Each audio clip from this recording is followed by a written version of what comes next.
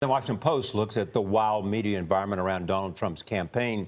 The Post says Trump's campaign manager grabbed a reporter's arm Tuesday night when she tried to ask the candidate a question after a press conference. The reporter for Breitbart.com says she was nearly pulled to the ground.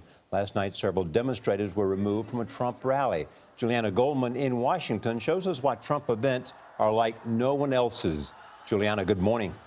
Good morning. Well, protests at Trump rallies have become so commonplace that the campaign now has plainclothes security guards in the crowds scouting out potential demonstrators. But it hasn't stopped the interruptions, and that's led to some tense confrontations with Trump and his supporters.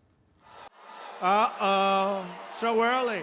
At a packed rally in Fayetteville, North Carolina, Wednesday night, And the people said they're fed up. Donald Trump had trouble staying on message. Protesters interrupted him 17 times before being escorted out to the cheers of Trump supporters. Oh, no. Isn't this exciting? I love it. Look at those cameras turn.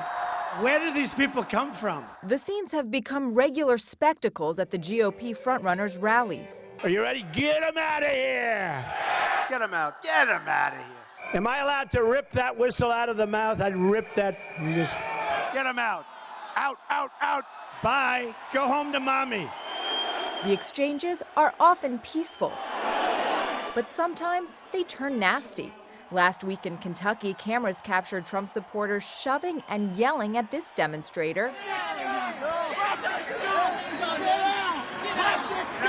Other videos have showed rally-goers appearing to spit, wrestle, and kick others. There's almost this anticipation that when you go to a Trump rally, there's going to be some kind of pushback. They'd be carried out on a stretcher, folks.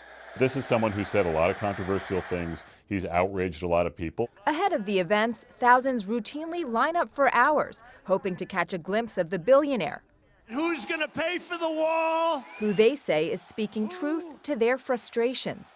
This is Jim Cooley's 14th Trump rally. He's speaking everything that I'm thinking.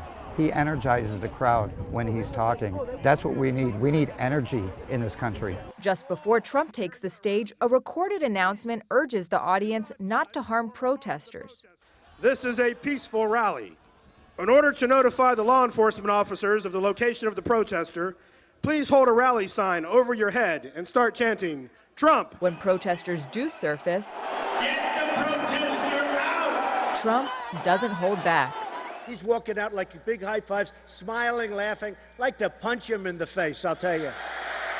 He relishes insults and fighting and any kind of engagement on this level, and it adds a measure of excitement and passion to what's become a very, very exhilarating show for a lot of his supporters, and frankly, for a lot of other people, quite scary.